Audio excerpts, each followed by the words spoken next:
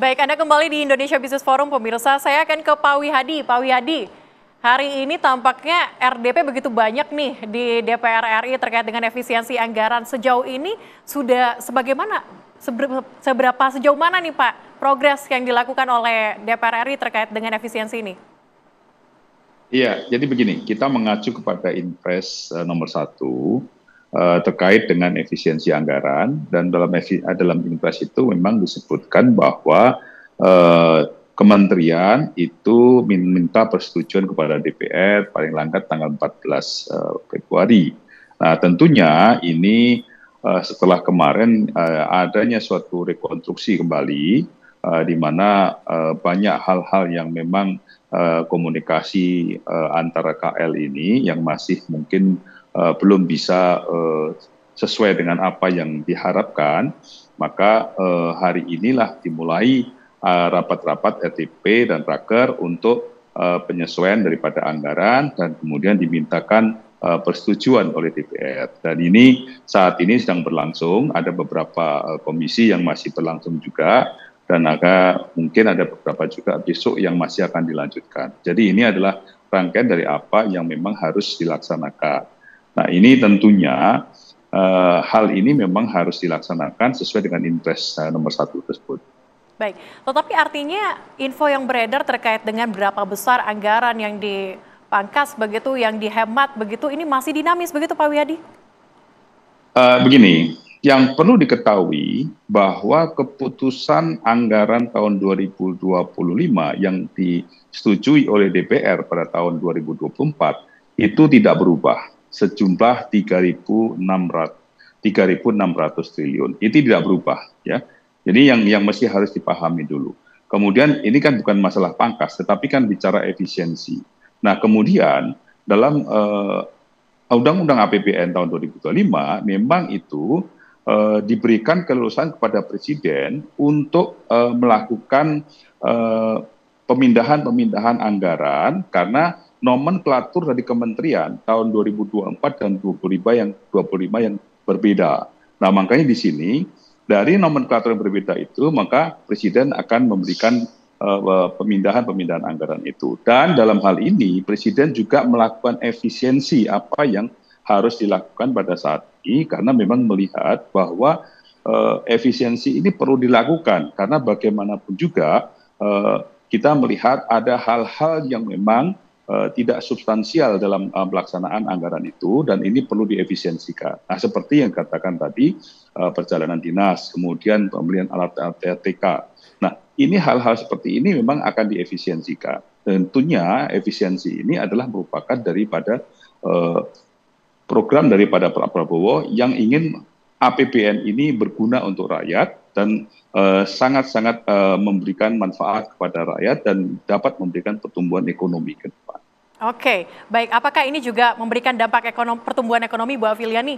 Kalau kita lihat saat ini dari segi Kadin pun maupun pengusaha, apakah sudah mendapatkan dampaknya? Sudah ada yang mungkin langsung ke Kadin nih bercerita terkait dengan dampak yang dialami atau seperti apa, Bu? Ini kan belum dilaksanakan ya, tetapi kalau kita melihat dalam pelaksanaannya, satu kita setuju dengan efisiensi. Karena anggaran itu harus banyak untuk rakyat dibandingkan birokrasi. Karena selama ini anggaran birokrasi lebih besar daripada rakyat.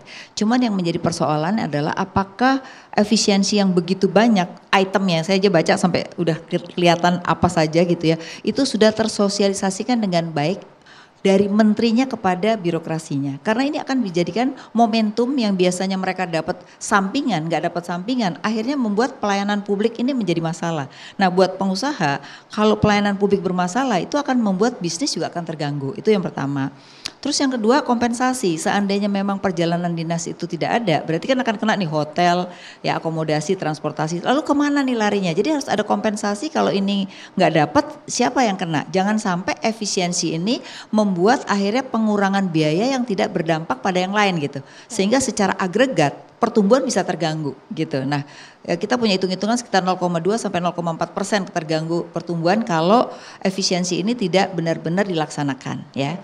Nah, makan gratis itu kan dapat banyak kan porsinya. Nah, itu juga gitu harus melibatkan UMKM yang ada di sana. Jadi ada pertumbuhan baru di daerah yang tadinya dengan adanya pengurangan perjalanan dinas larinya kepada UMKM dari sisi misalnya catering dan lain-lain gitu. Jadi kompensasi itu harus jelas gitu ya. Nah yang ketiga yang kita agak khawatir itu kan ada misalnya kayak maintenance itu ya. Nah itu harus didefinisikan secara jelas indikatornya. Jangan-jangan nanti mereka akhirnya gedungnya tuh lampunya nggak diurus. Nah itu berbahaya. Akhirnya terjadi dismotivasi terhadap birokrasi yang juga akan mengganggu dari dunia bisnis gitu. Jadi harus ada prioritas yang jelas, mana ekosistem yang tidak mengganggu bisnis, mana ekosistem yang tidak mengganggu juga pelayanan kepada publik. Dua itu sebenarnya yang paling penting harus dilakukan. Karena saya lihat kayaknya menterinya ini kurang mensosialisasikan kepada birokrasi. Jadi birokrasinya itu di level bawah itu seolah-olah ini akan ada PHK, gitu loh. Jadi isunya menjadi meresahkan rakyat, itu yang berbahaya sebenarnya. Harus ada indikator-indikator yang jelas begitu ya? Setuju sekali.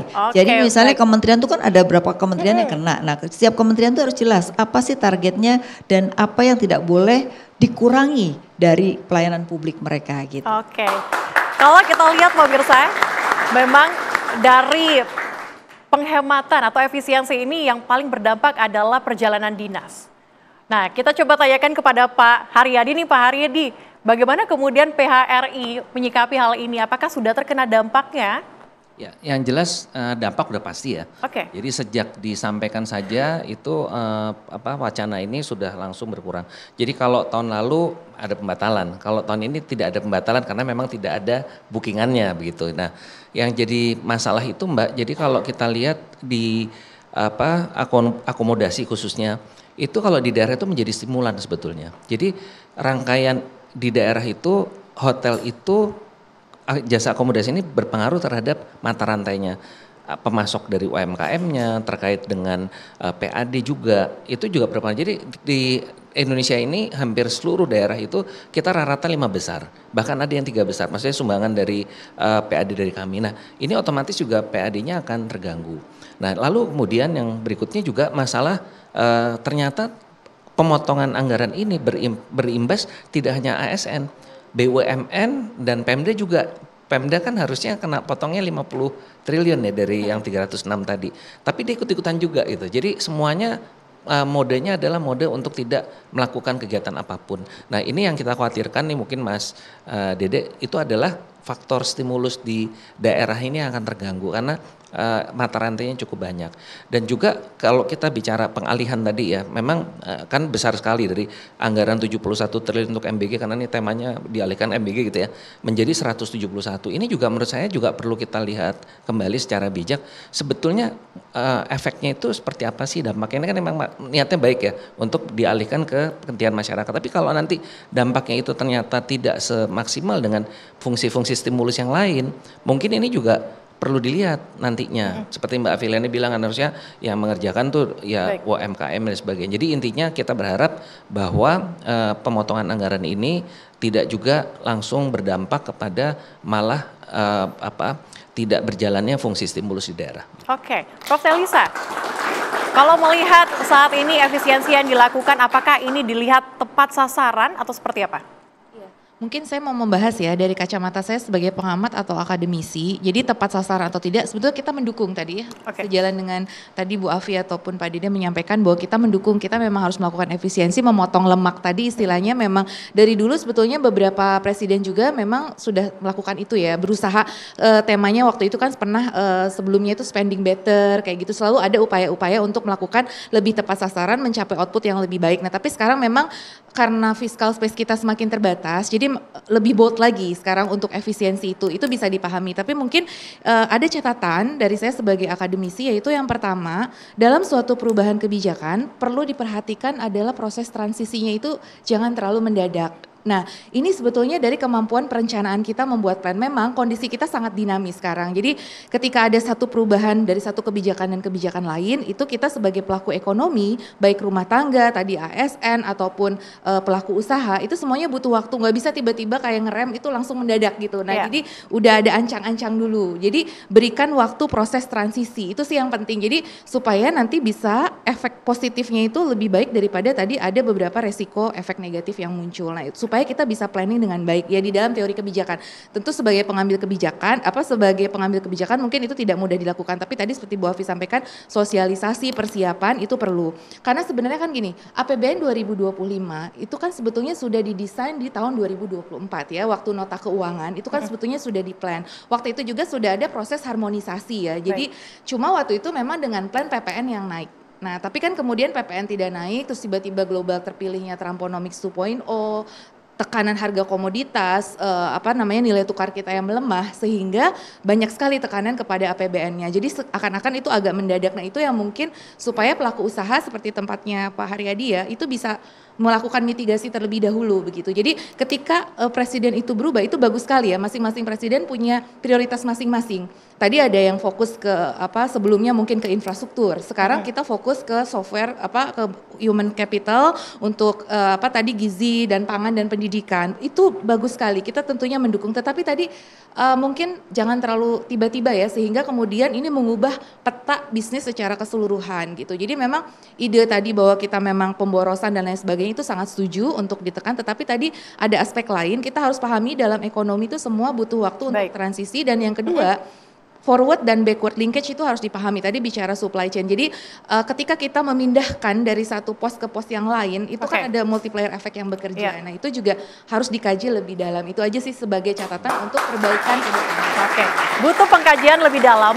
Pak Wihadi, kalau kita menyambung apa yang disampaikan sama Ibu Afiliani tadi terkait dengan kecenderungan akan turun 0,2% ini nantinya pertumbuhan ekonomi. Apa yang kemudian perlu diantisipasi? Mungkin efisiensi dari kementerian apa yang perlu diantisipasi agar tidak terjadi penurunan tersebut? Pak Wihadi, silakan. Jadi begini, saya justru akan melihat bahwa ini akan ada pertumbuhan ekonomi, tetapi tidak dalam bidang-bidang yang memang memanfaatkan dari efisiensi ini. Kalau kita lihat bahwa optimisme kita harus bangun dalam hal ini adalah dengan adanya beberapa program yang memang seperti makan bergizi gratis. Nah, ini makan bergizi gratis, ini tentu akan memberikan circular effect yang ada di dalam masing-masing daerah. Jadi saya kira ini akan justru menumbuhkan daripada perekonomian daerah yang akan menumbuhkan pertumbuhan ekonomi. Nah, tapi dalam hal ini, kalau saya melihat apa yang disampaikan oleh PHRI segala macam untuk mengenai masalah bagaimana yang namanya hotel dan segala macam, ini kita melihat bahwa pertumbuhan ekonomi yang ditimbulkan oleh adanya hotel itu kan juga kita sudah bisa ukur dari tahun ke tahun, tidak ada sesuatu hal yang signifikan, ini stagnan di situ.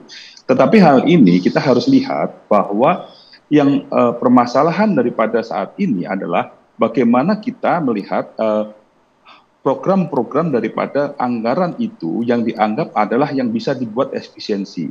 Bukan berarti bahwa perjalanan dinas itu nol sama sekali, tetap ada. Kemudian bukan berarti bahwa yang namanya seminar itu nol, itu tetap ada. Tetapi dilihat daripada urgensi daripada program itu. Nah, inilah yang harus disosialisasikan kepada semuanya, bahwa efisiensi ini adalah berdasarkan program anggaran yang ada. Dan program anggaran itu basicnya adalah di belanja pegawai dan belanja pegawai, bukan di belanja pegawai, tapi di belanja barang dan belanja modal. Untuk belanja pegawai itu tidak akan berubah. Kemudian bansos itu tetap akan berjalan, dan kemudian hal-hal yang pada masyarakat itu tetap berjalan. Dan ini tentunya tidak akan begitu menimbulkan hal seperti itu. Nah, pelayanan-pelayanan ini yang mungkin pemeliharaan dan segala macam itu tetap ada, bukannya tidak ada, tetapi diefisiensikan dalam hal ini. Karena tentunya kalau kita melihat misalnya bahwa satu lantai itu misalnya bisa dibersihkan oleh 2 orang, kenapa harus 5 orang? Nah, ini kan sesuatu hal yang harus diefisiensikan, bisa dimanfaatkan untuk yang lain.